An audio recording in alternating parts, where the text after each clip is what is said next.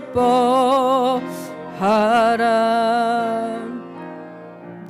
오늘 우리에게 주시는 하나님의 말씀은 요한복음 5장 25절에서 29절입니다. 요한복음 5장 25절에서 29절.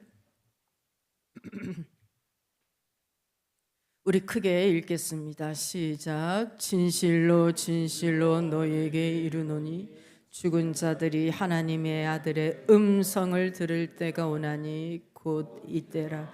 듣는 자는 살아나라. 아버지께서 자기 속에 생명이 있음같이 아들에게도 생명을 주 그 속에 있게 하셨고 또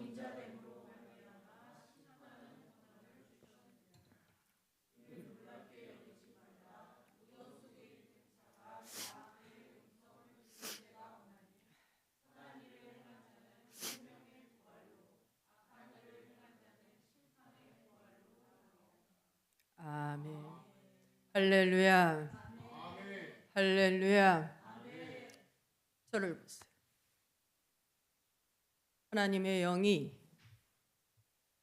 에스겔을 어떤 골짜기로 데려가셨습니다. 그 골짜기에 갔더니 뼈들이 많은데 힘이 말랐어요. 금방 죽은 게 아니고 햇빛에 노출되어서 이미 오래전에 죽었습니다. 맨눈에 보기에도 죽은 지 오래. 하나님이 에스겔에게 그 뼈들이 바로 이스라엘 백성들이라.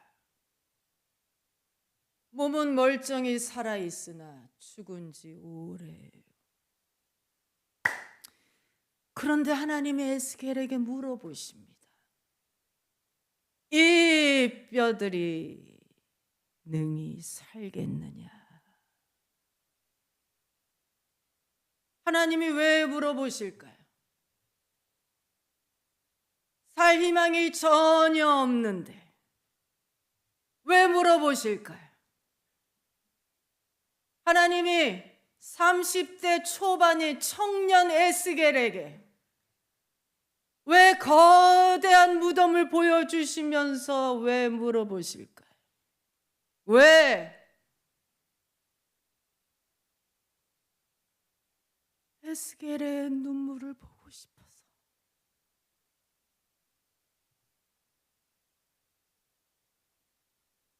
그리고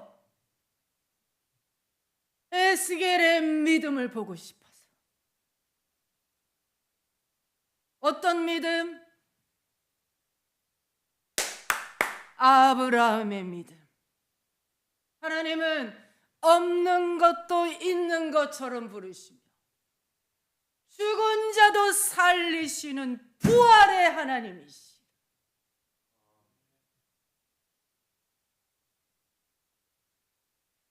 하나님이 이상한 명령을 내리기 시작하십니다. 에스겔아, 너는 산을 향하여 선포하라.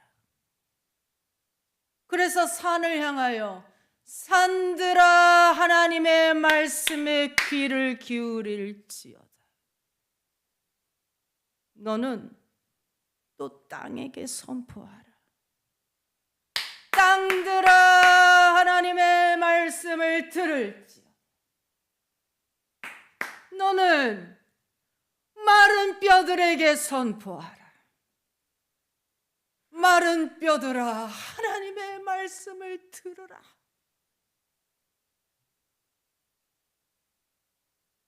죽었는데. 그리고 하나님의 마지막으로 너는 생기에게, 이곳에 가득 찬 바람에게 선포하라. 그래서 에스겔이 생기여 하나님이 말씀하신다. 사방에서 들어와서 저 뼈들에게 들어가 생명을 불어넣을지어다. 그랬더니 조용한 거대한 무덤가에서 탁탁탁 소리가 나기 시작해요. 뼈와 뼈가 연결되는 소리, 뼈 위에 힘줄이 붙는 소리, 힘줄이에 살같이 붙는 소리가 들려요. 에스겔은 말씀을 대언했을 뿐인데 산이 말씀을 들으니까 우거지고 땅이 말씀이 들으니까 회복이 되면서 그 능력이, 음성이 얼마나 강한지 시체들이 강한 군대로 변화되는 거예요. 여러분, 왜요? 여러분, 들으면 삽니다. 들어야 살아요.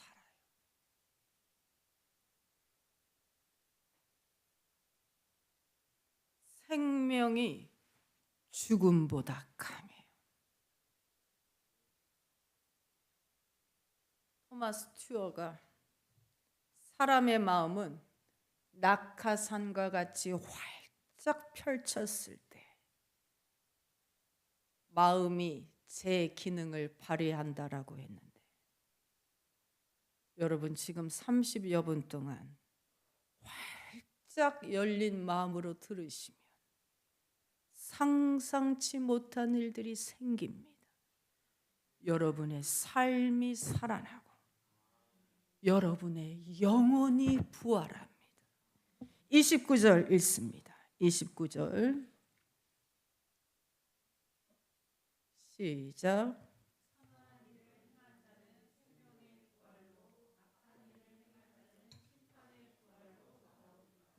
저를 보세요. 선한 일을 하는 자는 생명의 부활로, 악한 일을 한 자는 심판의 부활로. 그러니까 선한 일은 구제, 선행, 복지가 아니에요. 물론 좋은 일들이지만 하나님께 선이라고 하는 것은 하나님의 말씀을 듣고 행하는 것이 하나님께 선이 됩니다. 하나님께 악이라고 하는 것은 하나님의 말씀을 듣되 거절하는 것이 하나님께 악이 됩니다. 우리는 예수 믿기 때문에 심판받지 않아요. 이미 영생을 얻었어요. 그렇다고 심판대 앞에, 하나님 앞에 서지 않는다라는 말이 아니고, 로마서를 보면 우리는 다 하나님의 심판대 앞에 서리라. 고린도 후서에 보면 우리가 반드시 다 심판대 앞에 서나니 각각 선악간에 그 몸으로 행한 것대로 받으려 함이라. 우리는 죄에 대한 심판 없어요. 그 대신 상급에 대한 심판만 받아요. 얼마나 감사합니까? 너 하나님 앞에 서봐. 이것보다 더 큰 축복이 없는데 뭐라고 하실지 두려워서 두근두근 거리기도 하고, 하나님 앞에 기도하는 사람은 저절로 겸손해질 수밖에 없어요. 듣고 행하는 자는 영생의 부활로 살아나고, 들었지만 거부하는 자는 영원히 돌아오지 못해요. 여러분, 들어도 아무것도 행하지 않아요. 아무 일도 일어나지 않아요.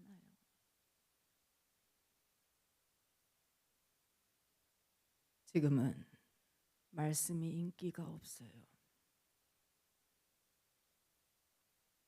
왜냐하면 내 생각을 내려놔야 되기 때문에, 그래서 주님이 그렇게 들으라 들으라 하시는, 내 귀에 좋아하는 말은 들으라 들으라 할 필요가 없어. 그런데 그게 위험한 거야. 내가 듣기 좋아하는 말, 이것도 좋고 저것도 좋고 좀 어떠냐, 그게 위험한 말. 요즘은 이 시대가 제정신이 아니라고 그랬어.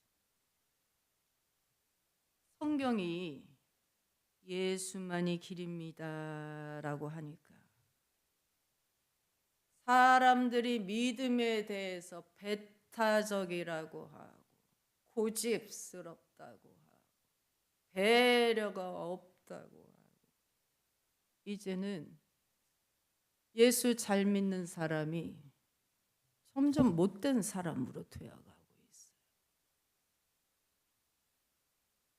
매일 기도하는 사람은 답답하고 고리타분하고 이 세상을 잘 모르는 독선적인 사람으로 몰아가고 있어요. 제정신 아니에요. 예수께서 포도원 농부에 대한 비유를 말씀하셨어요. 어떤 주인이 포도밭을 잘 가꾸었어요. 담장을 치고 구덩이를 파고 그 다음에 망대를 세워서 포도밭을 잘 가꾼 후에 이 농부들에게 빌려주고 주인은 먼 길을 떠났어. 근데 때가 돼서 주인이 종을 보내서 그 각각 농부들의 수확물을 가져오라고 했어. 저를 보세요. 저를 보세요. 시우 태도가 제일 좋아요. 어제 시우 할아버지 만나.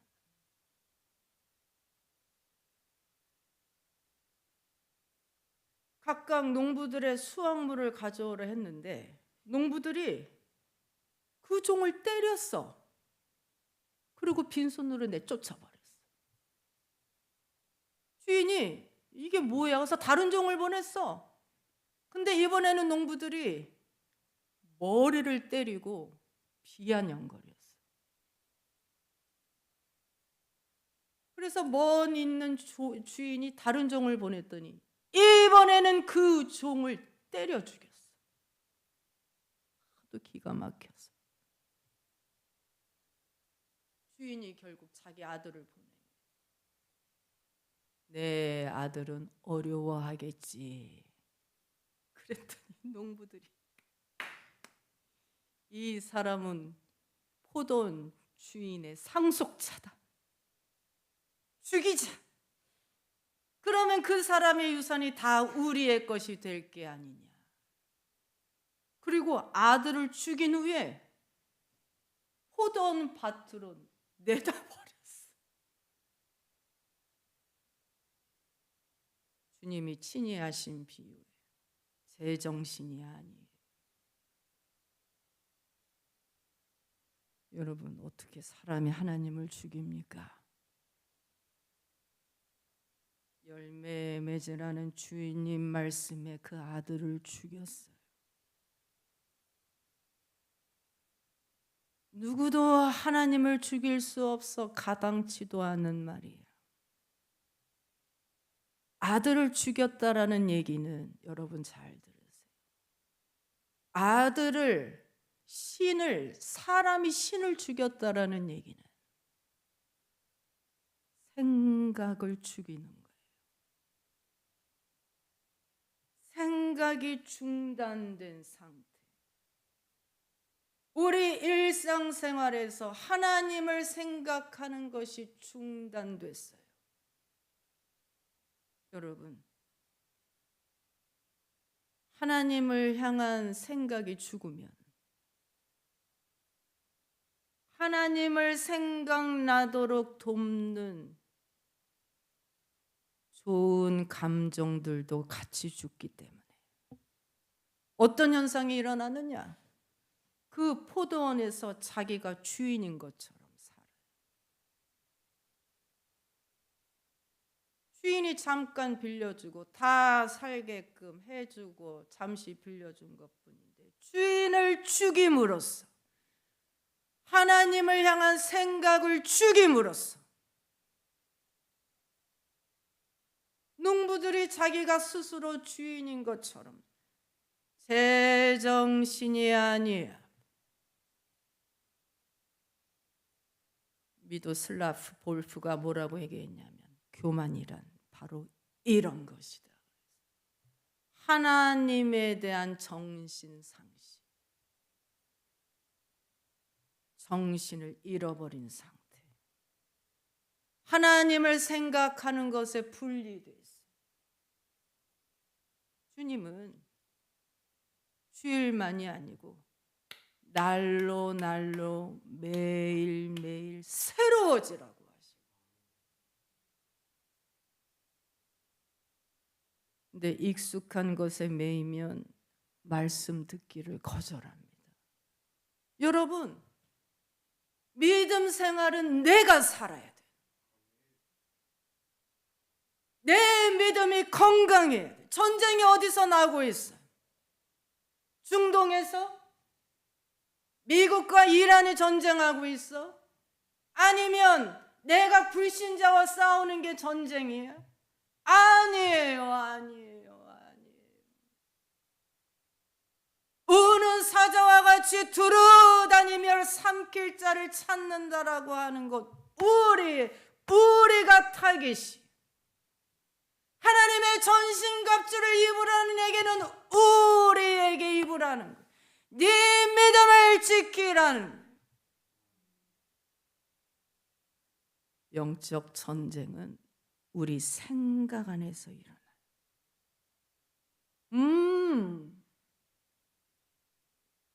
전쟁 우리 안에서 일어나요.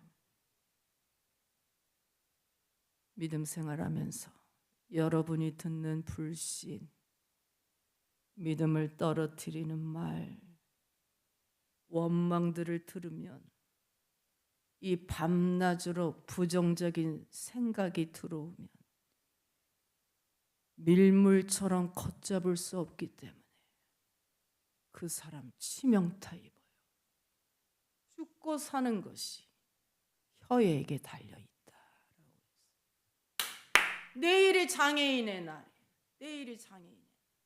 요한복음 9장에 보면 태어날 때부터 소경인 사람을 만나잖아요. 다쳐서 그런 게 아니라 태어날 때부터 소경인데 제자들이 뭐라고 물어봅니까? 이 사람이 처음부터 소경인 이유는 이 사람의 죄 때문입니까? 아니면 그 부모의 죄 때문입니까?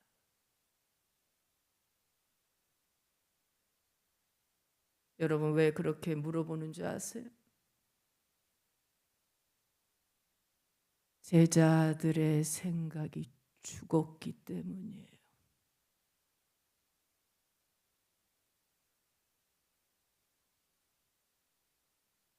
그것처럼 무서운 말이 어디 있는데. 생각이 죽었기 때문에.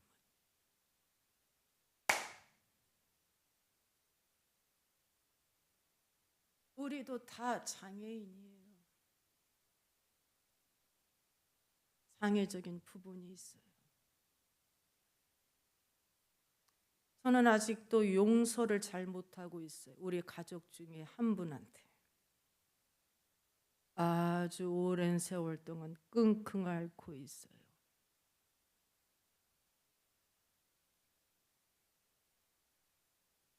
또 어떤 사람들은 마음이 냉정해요.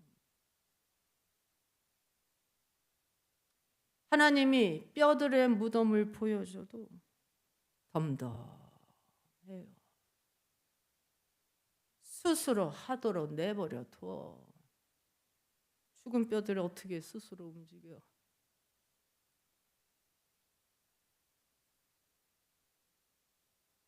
마음에 장애가 있어서 그래.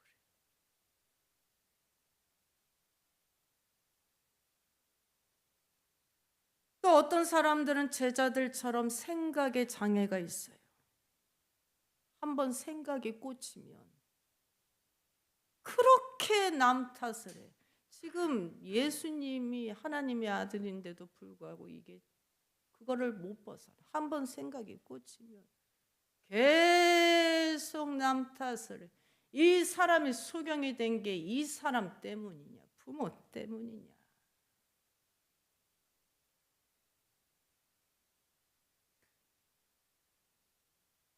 여러분, 물론 고난이 죄 때문에 오기도 하지만 죄 때문에 온 것이면 빨리 회개하면 돼. 회개는 눈물만 흘리는 게 아니라 실제로 방향을, 내가 사는 방향을 바꾸는 것이라. 근데 죄가 아닌 경우도 있거든. 죄 때문에 아닌 경우도 있어.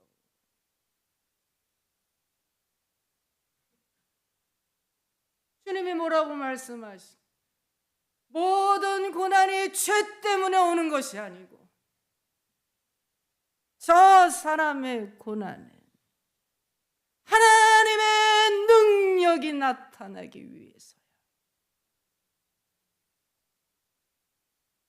저 사람이 태어날 때부터 소경으로 태어난 이유는 이 사람에게 하나님이 하시는 일을 나타내게 하기 위해서.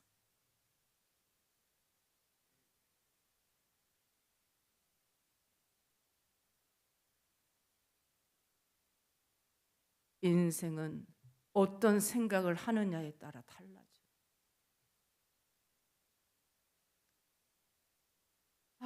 내가 용서 못하는 이 고난을 통하여 내가 이렇게 고생하지만 주님이 주님의 능력을 나타내시려 하시는구나. 내가 이렇게 생각에 장애가 있는데 내가 남 탓을 하는 것을 깨버리고 내가 더 단단해지게 하시려고, 내 생각이 살아나게 하시려고, 내 인생이 올라가게 하시려고 하시는구나. 그래야 내가 밝아져요. 아프신 분들 계시잖아요. 말씀 들으면 살아나요. 말씀 들으면 피가 깨끗해져요. 여러분이 아픈 이유는 여러분의 죄 때문이 아니라 주님이 여러분을 만나 주시려고 하는 거예요.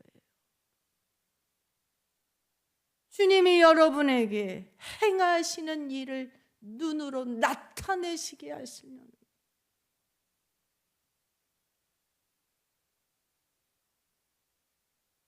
주님의 생각이 살아있어서 여러분, 주님의 말씀이 얼마나 힘이 됩니까? 26절 27절 읽어보세요. 26절 27절 시작. 아버지께서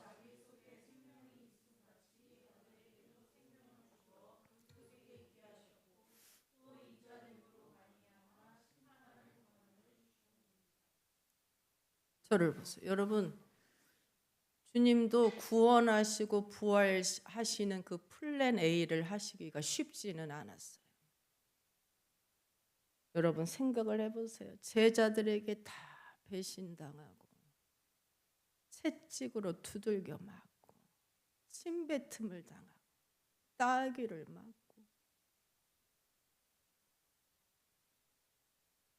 십자가에 달려 돌아가실 땐 다 실패한 것 같았지만 기도의 힘으로 결국엔 승리하셨잖아요. 이 말씀은 예수께서 십자가 지시기 전에 하나님이 내게 생명을 주셨고 나에게 심판하는 권세를 주셨느니라 이미 믿음을 선포하고 계시.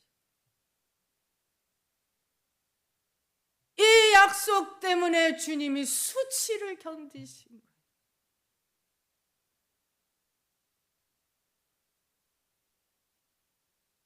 그래서 주님은 내가 어떤 종류의 믿음을 가졌는지 알고 싶어 해요. 대부분은 평범해. 지극히 평범해. 문둥병 10명 중에 10명이 병이 다 나았는데 9명은 집에 가버렸어. 감사도 없이. 근데 대부분 그래, 사람들이. 그런데 여러분, 야곱은 달랐어요. 야곱이 그동안 얼마나 고생했습니까?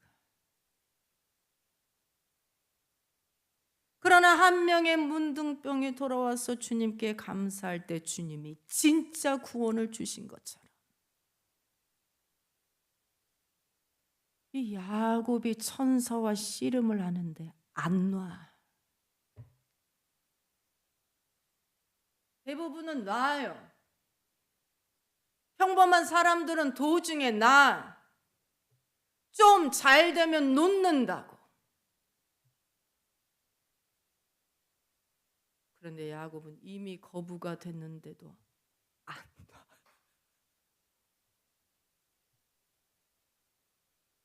오죽하면 천사가 야곱의 환토뼈를 부러뜨렸어. 왜 그런 줄 아세요? 내가 받아야 할 진짜 복이 남았기 때문에.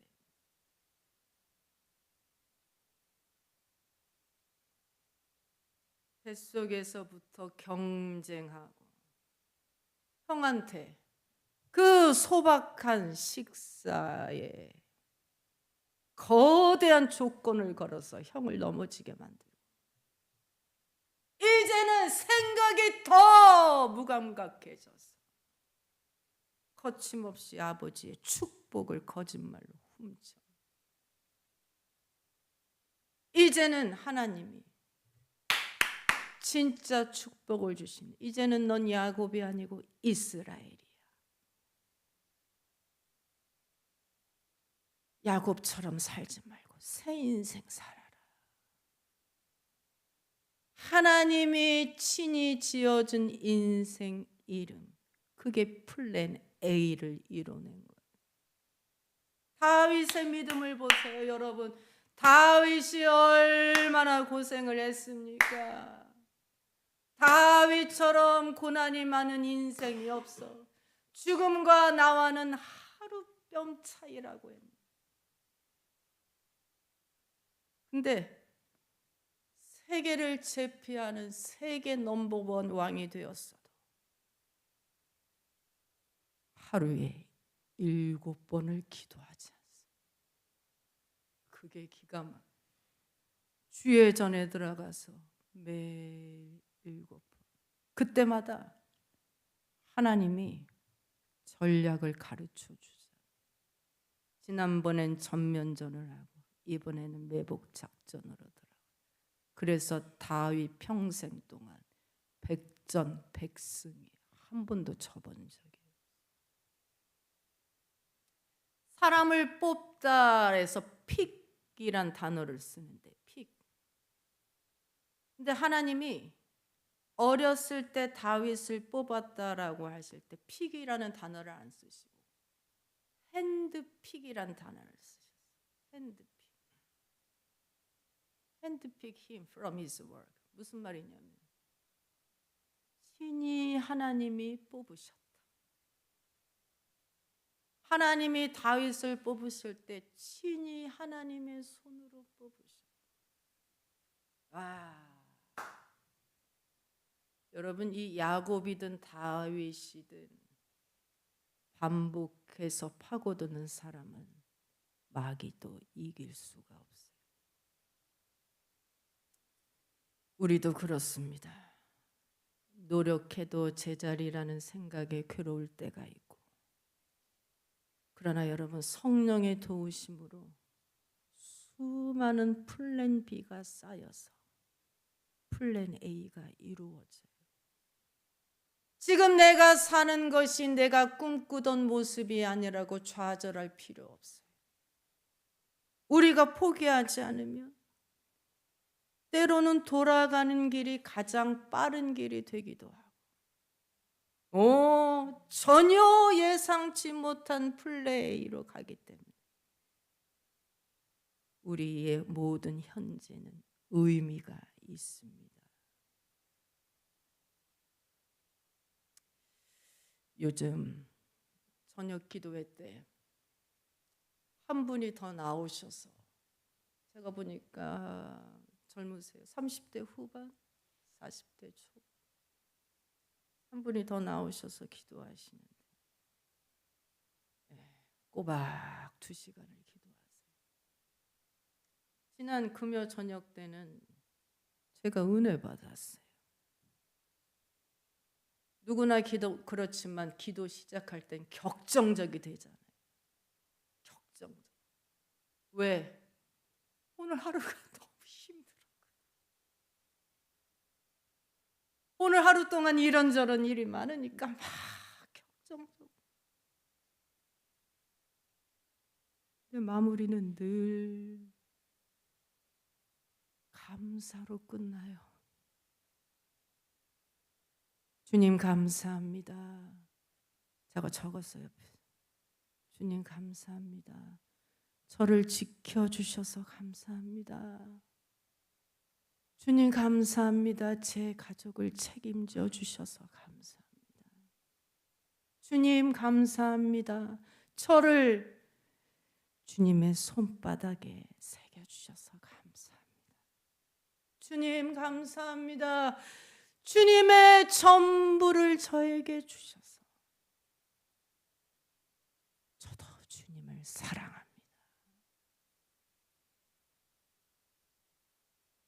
그리고 꼭 헌금을 두고 가. 여러분, 그 기도가 그 젊은 분을 플랜 A로 이끌고 있어요. 아멘. 주의 손가락으로 지으신 주의 하늘과 주의 베풀어 두신 달과 별 내가 보니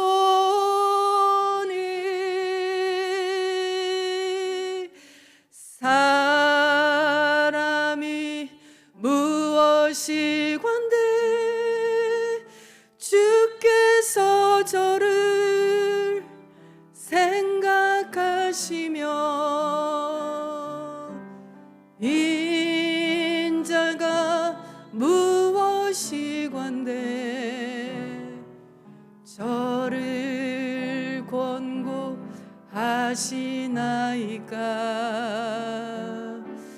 여호와 우리 주의 이름이 온 땅에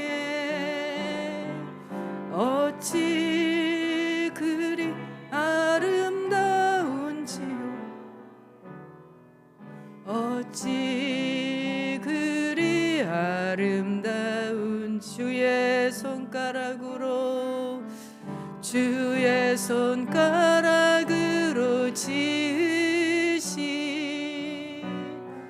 주의 하늘과 주의 베풀어 두신 달과 별 내가 보니 사람이 무엇이 주께서 저를 생각하시며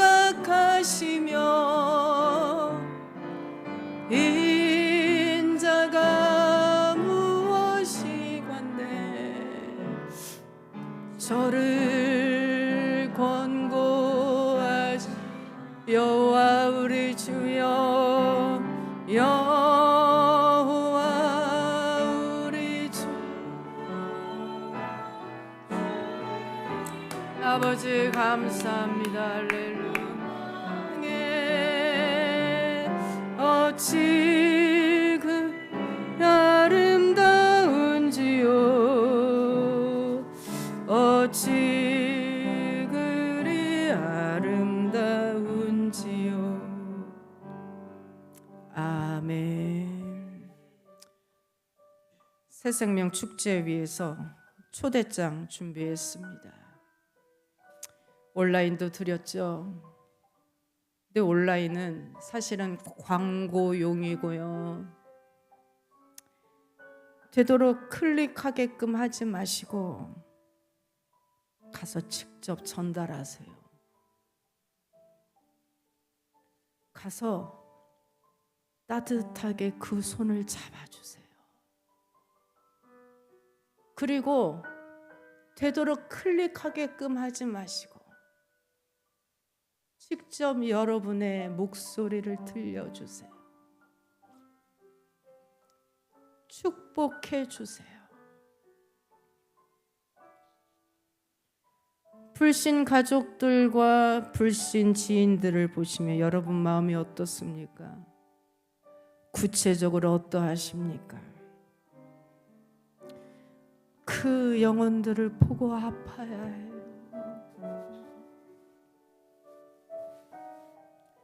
살아있지만 죽은 지 오래했어요. 귀가 있지만 듣지 못하는 마른 뼈들이. 그러나 긍휼히 여기는 여러분의 눈물이 있으면 바로 그 순간부터 주님이 역사하기 시작하시. 주님의 일은 시시하지 않아 무덤을 열고 나오게 하시는 부활의 능력이 너희의 불신 남편들이 살아나리라. 너희의 불신 가족들이 살아나리라. 너희의 불신 친구들이 살아나리라. 너희가 살아나리라. 주여 삼창합니다. 주여, 주여, 주여.